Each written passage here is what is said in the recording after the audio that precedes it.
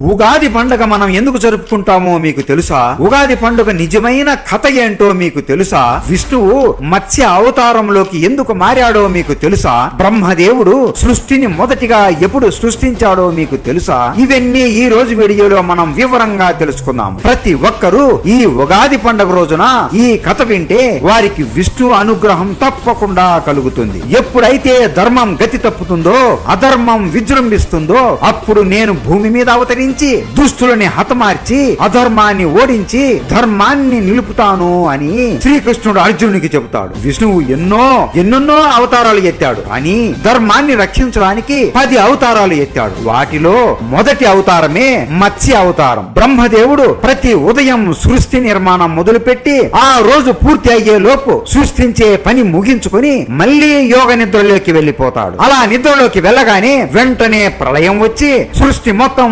అంతమైపోతుంది. మరుసటి రోజు నిద్ర నుండి లేచి మళ్లీ సృష్టిని నిర్మించడం మొదలు పెడతాడు. ఇలా బ్రహ్మదేవుడి జీవితంలో గడిచే ఒక రోజును కల్పం అని అంటాం. అదే కల్పాన్ని మనిషి జీవితంలో గడిచే సమయంతో పోలిస్తే 4.32 బిలియన్ సంవత్సరాలతో సమానం. అలా ఒకసారి బ్రహ్మ సృష్టిని సృష్టించి నిద్రపోతున్నప్పుడు బ్రహ్మదేవుడి ముక్కు నుండి ఒక రాక్షసుడు బయటికి వస్తాడు. అతనే హయగ్రీవుడు. తల గుర్రంలాగా ఉండి శరీరం అంతా మనిషిలాగా ఉంటుంది. అలా హయగ్రీవుడు బయటికి రాగానే బ్రహ్మదేవుడి దగ్గరున్న ఋగ్వేదం, యజుర్వేదం, సామవేదం, అథర్వణ వేదాలను దొంగలిస్తాడు. ఎందుకంటే సృష్టిని సృష్టించడానికి ముఖ్యంగా అవసరమైనవి ఈ 4 వేదాలు. అదే 4 వేదాలు బ్రహ్మ దగ్గర లేకపోతే సృష్టిని సృష్టించలేడు కదా.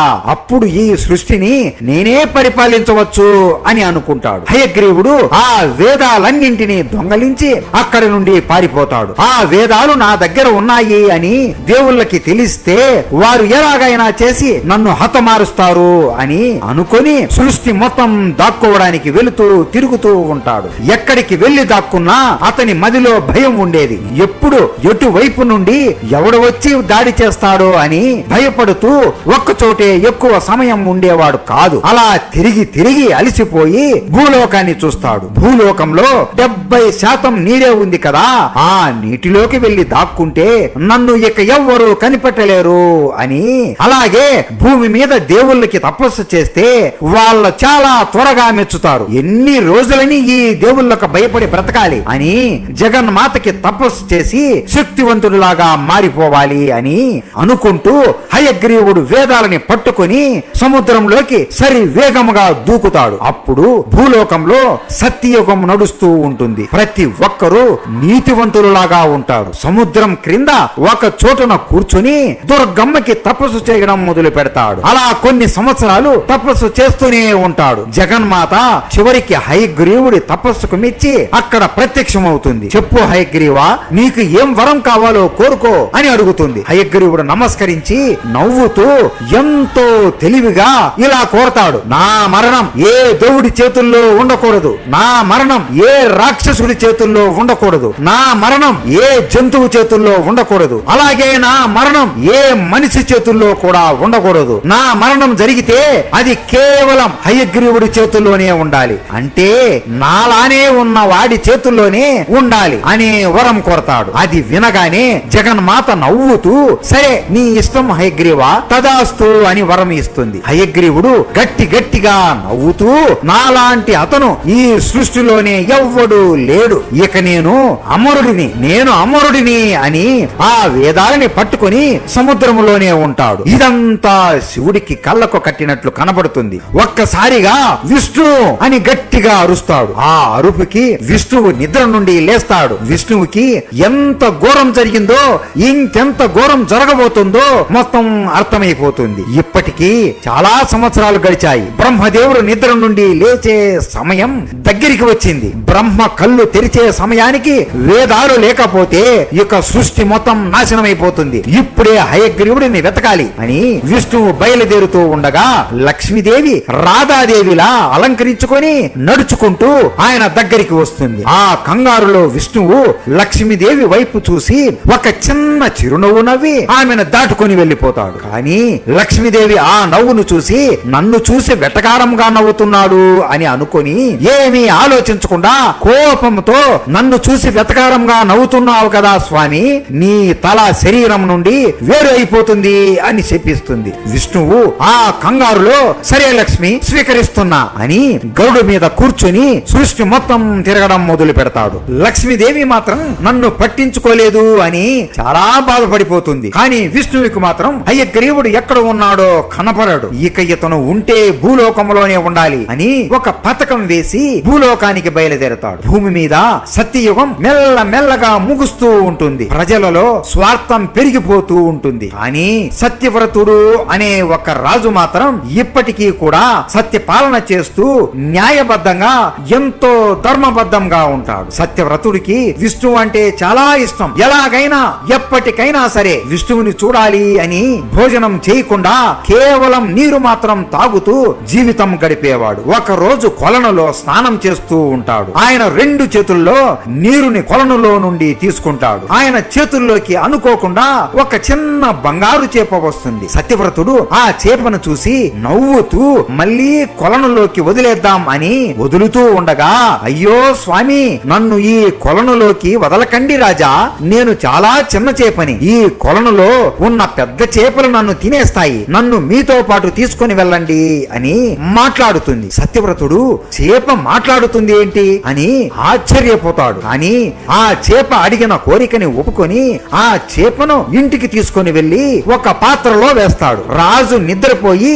లేచి వచ్చేసరికి ఆ చేప పాత్రలో పట్టనంత పెద్దదిగా అయిపోతుంది. ఆ చేపని వెంటనే తీసుకొని వెళ్లి ఒక పెద్ద పాత్రలో వేస్తాడు. కానీ కొంతసేపటికే ఆ చేప మరింత పెద్దదిగా పెరిగిపోతుంది. రాజుకు ఏం చేయాలో తెలియక ఆ చేపని మోసి మొయ్యలేక చాలా కష్టపడుతూ ఒక కొలనులోకి తీసుకొని వదులుతాడు. కొలనులోకి వేసిన వెంటనే ఒక్కసారిగా ఆ చేప కొలను అంత పెద్దదిగా మారిపోతుంది. సత్యవ్రతుడు మొత్తం సైన్యాన్ని పిలిచి నాకు సహాయం చేయండి, ఈ చేపని సముద్రంలోకి వదులుదాము అని ఆ చేపని ఎంతో కష్టపడి సముద్రంలోకి వదులుతాడు. అలా ఆ చేపని సముద్రంలో వేసిన వెంటనే ఎంతో పెద్దదిగా మారిపోతుంది. సత్యవ్రతుడికి ఏం చెయ్యాలో అస్సలు అర్థం అవ్వదు. అప్పుడు ఆ చేప, నన్ను ఇక్కడే వదిలేసి వెళ్ళిపోతున్నావా రాజా, ఈ సముద్రంలో ఉన్న పెద్ద చేపలు నన్ను తినేస్తాయేమో, నాకు చాలా భయం వేస్తుంది అని అంటుంది. సత్యవ్రతుడు నవ్వుతూ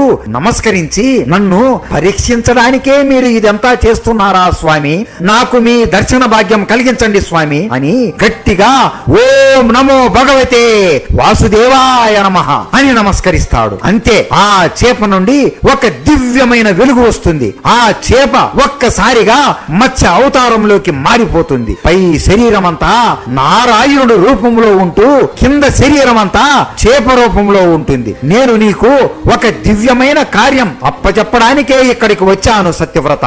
ఈ రోజు నుండి ఇంకో 7 రోజులలో ఒక మహాప్రలయం వచ్చి ఈ 3 లోకాలు పూర్తిగా మునిగిపోతాయి. భూలోకం మునిగిపోయే సమయంలో ఒక నావ తేలుతూ నీ వద్దకు వస్తుంది. అది నీ దగ్గరికి వచ్చిన వెంటనే అన్ని రకాల విత్తనములు, ఔషధములు అన్ని ఆ నావలో భద్రంగా దాచు. అలాగే సప్త ఋషులను కూడా నీతో తోడుగా తీసుకునిరా. నీ ప్రయాణం మొత్తం వెలుతురు లేకుండా చీకటిలో మునిగిపోయి ఉంటుంది. ఆ సమయంలో ఋషుల నుండి వచ్చే తేజస్సు నీకు మార్గదర్శకం చేస్తుంది. అలాగే ఇంకొక ముఖ్యమైన విషయం, నువ్వు వెళ్లే ఈ మార్గంలో సముద్ర అలలు ఆవేశంతో పొంగుతూ ఉంటాయి. కానీ భయపడకు, నేను మీ దగ్గరే పక్కనే నీటిలో ఈ మత్స్య అవతారంలో తోడుగా ఉంటాను. వాసుకి అప్పుడు అక్కడికి వస్తుంది. ఆ వాసుకిని తాడులా మీ పడవకు కట్టాలి. నేను వాసుకిని లాగుతూ మీకు ఏమీ కాకుండా సురక్షితంగా ఉంచుతాను. ఇది చాలా ముఖ్యం సత్యవ్రత. బ్రహ్మ జీవితంలో ఈ ఒక్క రాత్రి గడిచే లోపు మీకు మరో కొత్త ప్రపంచానికి మార్గాన్ని చూపిస్తాను. ఆ నావ కోసం ఎదురు చూస్తూ ఉండు. నాకు ఇప్పుడు ఒక ముఖ్యమైన కార్యం ఉంది అని చెప్పి అక్కడి నుండి వెళ్లిపోతాడు. సత్యవ్రతుడు మొత్తం అన్ని సిద్ధం చేసుకుని సముద్రం ముందు కూర్చొని విష్ణు నామాన్ని జపిస్తూ ధ్యానం చేస్తూ ఉంటాడు. విష్ణువు హయగ్రీవుడిని వెతుకుతూ భూమి మొత్తం తిరుగుతూ అలసిపోతాడు. ఆయన విల్లుని తల కింద పెట్టుకుని నిద్రపోతూ ఉంటాడు. దేవతలు అందరూ భయపడుతూ ఉంటారు. ప్రళయం వస్తుంది అని భయంతో ఉంటే ఈయన ఏంటి నిద్రపోతున్నాడు అని శివుడి సహాయం కోరతారు. శివుడు నవ్వుతూ, మీరు అందరూ పురుగులలాగా మారిపోయి ఆయన విల్లు త్రాడును కొరకండి. ఆ త్రాడు తెగగానే గట్టిగా శబ్దం వస్తుంది. ఆ శబ్దానికి విష్ణువు నిద్ర నుండి లేస్తాడు అని చెబుతాడు. సరే అని దేవుళ్ళందరూ బంగారు పురుగులలాగా మారిపోతారు. మెల్లగా విష్ణువు పడుకొని ఉన్న విల్లు త్రాడు మీదకి వెళ్లి ఆ త్రాడుని కొరకడం మొదలు పెడతారు. ఎప్పుడైతే వాళ్ళు ఆ త్రాడును కొరుకుతారో ఆ త్రాడు తెగి పెద్దగా శబ్దం చేస్తుంది. విష్ణువు కూడా కళ్ళు తెరిచి మెల్లగా తల పైకి ఎత్తుతాడు. ఆ త్రాడు సరి వేగముగా వచ్చి విష్ణువు తలని వేరు చేస్తుంది. ఆ తల వేగముగా వెళ్లి సముద్రంలో పడిపోతుంది. ఇలా జరగగానే లోకమంతా అల్ల కొల్లోలం అయిపోతుంది. దేవుళ్ళు అందరూ భయపడిపోతారు. సహాయం కోసం వచ్చి మేము విష్ణువుని చంపుకున్నామే అని బాధపడిపోతారు. లక్ష్మీదేవి కూడా వైకుంఠంలో కురింగిపోతుంది. శివ పార్వతులు కూడా బాధపడిపోతారు. శివుడు పరిగెత్తుకుంటూ అక్కడికి వస్తాడు. దేవుళ్ళందరూ శివుడి కాళ్ళ మీద పడిపోయి, స్వామి మీరు చెప్పినట్లే చేశాము, ఇప్పుడు మేము ఏం చేయాలి అని బాధపడిపోతారు. శివుడికి కూడా ఏం చేయాలో తెలియక జగన్మాతని సహాయం కోరతాడు. జగన్మాత అక్కడికి వచ్చి, అందరూ శాంతించండి, ఇప్పుడు జరిగేది అంతా విష్ణువు మాయ.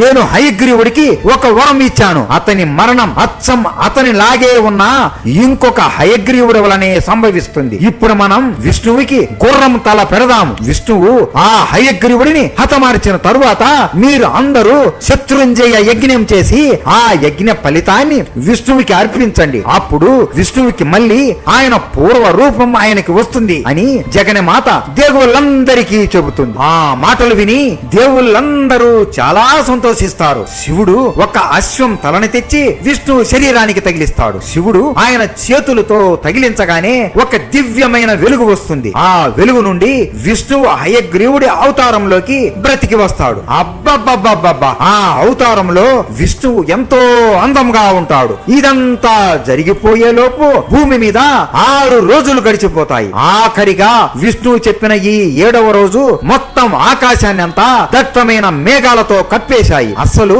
సూర్యుడు ఉన్నాడా లేడా అన్నట్లుగా అయిపోయింది. ఎప్పుడూ లేనంత గట్టిగా, ఎప్పుడూ చూడనంత కుంభవృష్టిగా ఆకాశం ఒక్కసారిగా పగిలిపోయిందా అన్నంత వర్షం ఒక్కసారిగా ఉన్నట్లుండి పడుతుంది. సముద్రంలో అలలు కూడా ఆవేశంతో ఉప్పొంగిపోతూ ఉంటాయి. ఇదంతా చూసి సత్యవ్రతుడు నవ్వుతూ కళ్ళు మూసుకొని ఓం నమో నారాయణ, ఓం నమో నారాయణ అని జపిస్తూ ఉంటాడు. కళ్ళు తెరిచి చూడగా సత్యవ్రతుడి కళ్ళ ముందు విష్ణువు చెప్పినట్లే ఒక పెద్ద పడవ అతని దగ్గరికి వస్తుంది. ఆ పడవ ఎంతో పెద్దగా ఉంటుంది. ఆ పడవలో సగం భూమి మీద ఉన్న ప్రజలంతా ఆ పడవలో ఉండవచ్చు, అంత పెద్దగా ఉంటుంది ఆ పడవ. సత్యవ్రతుడు వెంటనే అందరూ పడవ ఎక్కండి అని గట్టిగా అరుస్తూ అంటాడు. అలా మొత్తం అందరూ ఆ పడవ ఎక్కి ప్రయాణం మొదలు పెడతారు. అందరూ ఓం నమో నారాయణ, ఓం నమో నారాయణ అనే మంత్రం జపిస్తూ ఉంటారు. అకస్మాత్తుగా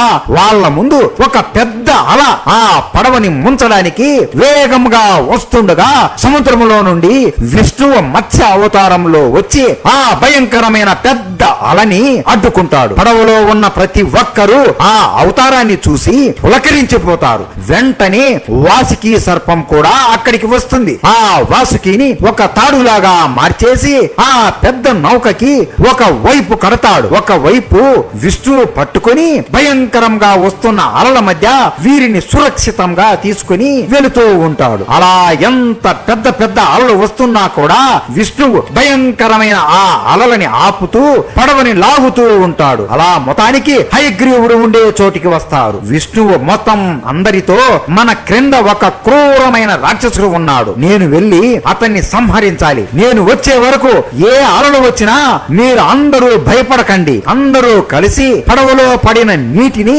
బయటికి వేస్తూ ఉండాలి అని చెబుతాడు. అలా మత్స్య అవతారంలో ఉన్న విష్ణువు సముద్ర గర్భానికి సరి వేగంగా వెళతాడు. ఇంకొద్ది సమయంలో బ్రహ్మదేవుడు నిద్రలేగుస్తాడు అని ఒక ఆలోచనలో విష్ణువు కంగారు పడుతూ ఉంటాడు. మొత్తానికి హయగ్రీవుడి ముందుకు విష్ణువు వెళతాడు. హయగ్రీవుడు సముద్రం క్రింద వేదాలని పట్టుకొని అతని సైన్యాన్ని సరిచేస్తూ ఉంటాడు. విష్ణువుని చూడగానే, ఓ మాయా విష్ణు, నాకు తెలుసు నువ్వు నన్ను వెతుక్కుంటూ వస్తావు అని. అయినా అయినా కూడా నువ్వు నన్ను ఏమీ చేయలేవు, ఈ లోకం ఇప్పుడు అంతం అయ్యి తీరాల్సిందే అని గట్టిగా నవ్వుతూ, రాక్షసులారా వెంటనే వెళ్లి ఆ మత్స్యాన్ని చంపేయండి అని గట్టిగా అరుస్తాడు. నీటి రాక్షసులు అందరూ సరి వేగముగా విష్ణువు వైపు వస్తారు. విష్ణువు కూడా నవ్వుతూ నీటితో ఖడ్గాన్ని తయారు చేసి ఆ ఖడ్గంతో వచ్చిన ప్రతి ఒక్క రాక్షసుడిని హతమారుస్తాడు. అలా కొన్ని లక్షల రాక్షసులని సముద్రం క్రిందనే హతమారుస్తూ ఉంటాడు. వాళ్ళ రక్తం అంతా సముద్రం పైకి వెళుతూ ఉంటుంది. ఆ రకాన్ని చూసి పడవలో ఉన్న ప్రజలు మరియు సత్యవ్రతుడు భయపడిపోతారు. అలా విష్ణువు ప్రతి ఒక్క రాక్షసులని హతమారి చేస్తాడు. హయగ్రీవుడు నవ్వుతూ చప్పట్లు కొడుతూ శబాస్ అని అంటూనే, ఇంతేనా నీ బలం అని వ్యంగ్యంగా నవ్వుతూ, కేవలం ఈ బలహీనులని చంపడానికే నీకు ఇంత సమయం పట్టిందా అని వెతకారంగా నవ్వి హేళన చేస్తాడు. హయగ్రీవుడు సరి వేగంగా వచ్చి విష్ణువు ముఖం మీద ఒక గుద్దుతాడు. అంతే, విష్ణువు సముద్రం గర్భం నుండి ఎగిరి ఆకాశంలోకి సరి వేగంగా వెళ్లిపోతాడు. హయగ్రీవుడు కూడా సరి వేగంగా వచ్చి ఆకాశంలోని విష్ణువు ముఖం మీద ఆపకుండా గట్టిగా గుద్దుతూనే ఉంటాడు. ఆ దెబ్బలకి విష్ణువు భూమి మీద ఒక దివి మీద పడిపోతాడు. ఇదంతా పడవలో ఉన్న ప్రజలు చూసి ఇక మా మరణం తథ్యం అని ఏడుస్తూ ఉంటారు. హయగ్రీవుడు నవ్వుతూ, ఇదేనా ఈ లోక నాయకుడి బలం, నువ్వు నన్ను ఏమీ చేయలేవు, నా మరణం కేవలం నాలా ఉన్న హయగ్రీవుడితోనే సాధ్యమవుతుంది అని నవ్వుతూ నేల మీద విష్ణువు దగ్గరికి వెళతాడు. అప్పుడు విష్ణువు ఒంటి నుండి ఒక దివ్యమైన వెలుగు వస్తుంది. చేపలా ఉన్న ఆయన క్రింది భాగం అంతా మనిషిలాగా మారిపోతుంది. తల ఒక్కసారిగా మాయమైపోయి కుర్రం తలలాగా మారిపోతుంది. అలా మత్స్య అవతారం నుండి హయగ్రీవుడి అవతారంలోకి విష్ణువు కూడా మారిపోతాడు. రాక్షస హయగ్రీవుడు ఇది చూసి ఆశ్చర్యపోతాడు.